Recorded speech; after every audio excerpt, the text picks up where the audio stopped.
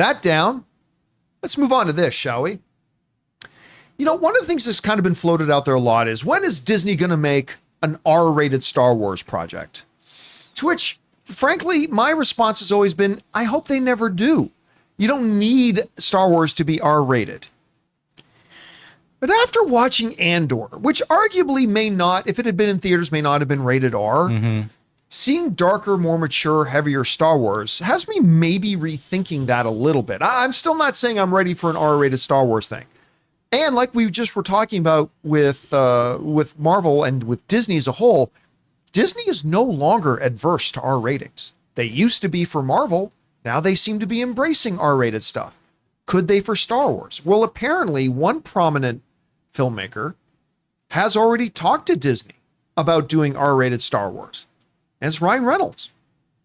This comes to us from Yahoo Entertainment, who, quoting the thing, well, I'll just read the first paragraph here. It says, Ryan Reynolds thinks it's time. We've learned via The Hollywood Reporter that while appearing on the Box Office podcast recently, Reynolds said that he pitched Disney an R-rated Star Wars project. However, unlike his most famous R-rated project for Disney, Deadpool and Wolverine, he wouldn't actually star in it, but he would want to produce it and write it. Here's what he said. I pitched to Disney. I said, why don't we do an R-rated Star Wars property? It doesn't have to be overt A+ characters. There's a wide range of characters you could use. And I don't mean R-rated to be vulgar. R-rated as Trojan horse for emotion. I always wonder why studios don't want to just gamble on something like that. I'm not saying I want to be in it. I want to produce and write and be a part of the behind the scenes. Those kinds of IPs subsist really well on scarcity and surprise. We don't get scarcity really with Star Wars because of Disney Plus, but you can certainly still surprise people. All right. Now, like I said, that whole idea and notion goes completely against how I've felt about Star Wars for many years, which is you don't need to do, same thing I feel about Batman. You don't need to do R-rated Batman. You don't need to do R-rated Star Wars, all that kind of stuff. But again, like I said, Andor has recently maybe made me rethink that a little bit.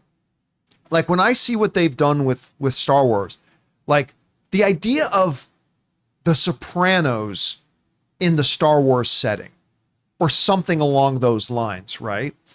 Which could be very intriguing. You take now something like an Andor, but you go even a little bit darker. I mean, balance it out with some levity, balance it out, balance your light and dark, absolutely. But you'd be willing to go a little bit more extreme, a little bit heavier.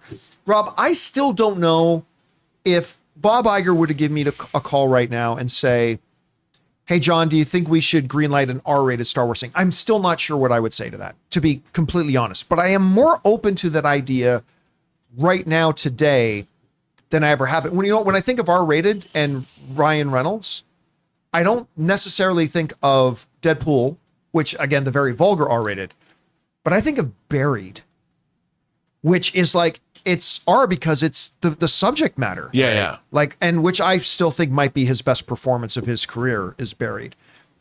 I don't know. Should we be open to something like this? And considering Disney is moving more and more that way with stuff like what we see in Marvel now and what we just saw with Andor, do you think it's something that could or should happen? Okay. For me, like, I'll give you an example. I don't like hearing swear words in Star Trek. I don't mind if people want, like I recently watched the 4K of Michael Mann's first theatrical feature, Thief, which has some of the greatest profanity ever uttered in any movie ever. Mm-hmm. And I love it. It works in that movie. I don't like hearing every time I hear foul language in Star Trek, it's not because I'm certainly not a goody two-shoes. It just doesn't belong. I mean, when Data said shit in Generations, I was like, oh my God, he swore. But it worked because it was like a joke. Right. So in Star Wars, like if they wanted to have a sex scene, it would totally take me out of it. I'm like, in this realm, Andor to me had R-rated themes and R-rated situations, like Episode 8, the massacre on Gorman. Right. That was hardcore. Or the assault on Bix by the Imperial officer. The assault on Bix by the Imperial officer. Yes, and that wasn't that wasn't flesh. It wasn't explicit, but it really worked, I thought, for the subject matter that they were addressing. That to me is R-rated. You know, when you're dealing with those kinds of things, you don't have to deal with copious nudity. You don't have to deal with a bunch of foul language. You don't even have to deal with like a serial killer in the Star Wars universe who was hyper violent. I don't think that necessarily works. So there's a lot of ways to approach, I would say, rather than call it R-rated, how about mature subject matter? I think you could push a hard PG-13. Yeah, but where you just tread the line. I just don't think. Yeah, it crosses a line into something else that Star Wars isn't. Like, I like smart adult Star Wars. That doesn't mean I want to see like an erotic thriller set in the Star Wars universe. But there's R-rated comes in different flavors. Right. Yes, there are different flavors, and I think that's one of the reasons why, like Reynolds said, I'm not talking vulgar. Right. Rated R. I don't think you get sex scenes. You don't get cut a lot like cussing unless it's Star Wars cussing, Bantha Poodoo.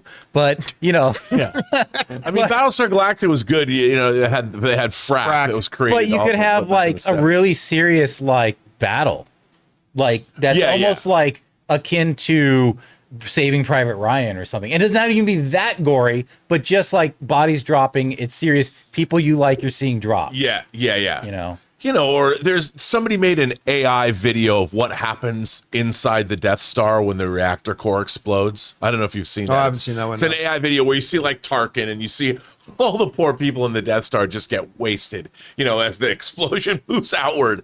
And it's just an AI thing. But I'm like, if you chose to show that in Star Wars, it would take away from the triumph of just watching the Death Star explode by seeing all those poor thousands of people buy it. It's like, if you had like in James Cameron's Titanic, where you literally see people in the Titanic as the water is taking their life away. If you showed that in Star Wars, people on the Death Star. Yeah. It suddenly doesn't seem so jovial and exciting and heroic, does it? Yeah, no. We just killed 40,000 people. Yes.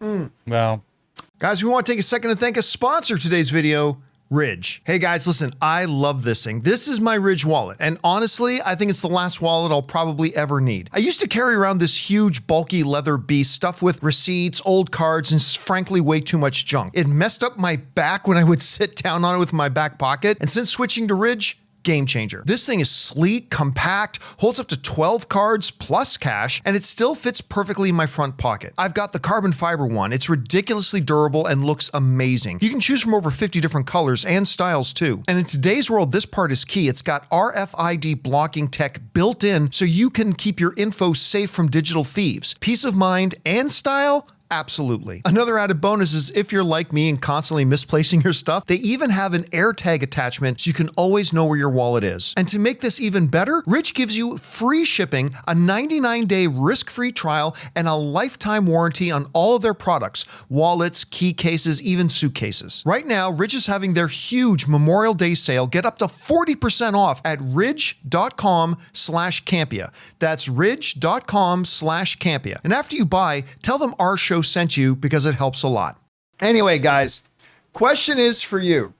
What do you think about this? I mean, with Disney moving more and more and embracing R-rated stuff with Marvel, and with it embracing obviously more mature stuff with Andor, do you think Ryan Reynolds is right? Do you think maybe it's time for a not vulgar R-rated, but like maturity stuff, R-rated Star Wars stuff? I'm still not completely sold on it, but how do you feel about it? What would be the pros or cons? What kind of story do you think they could tell? Whatever you guys think, jump down to the comment section below and let us know your thoughts. Hey guys, thanks so much for watching this video. Make sure you like the video, leave a comment, and subscribe to our channel. And don't forget, we have a daily podcast called the John Campea Show podcast, available on Apple Podcasts, Spotify, or your favorite podcasting app of choice. Go and subscribe to it today so it'll be there when you need it.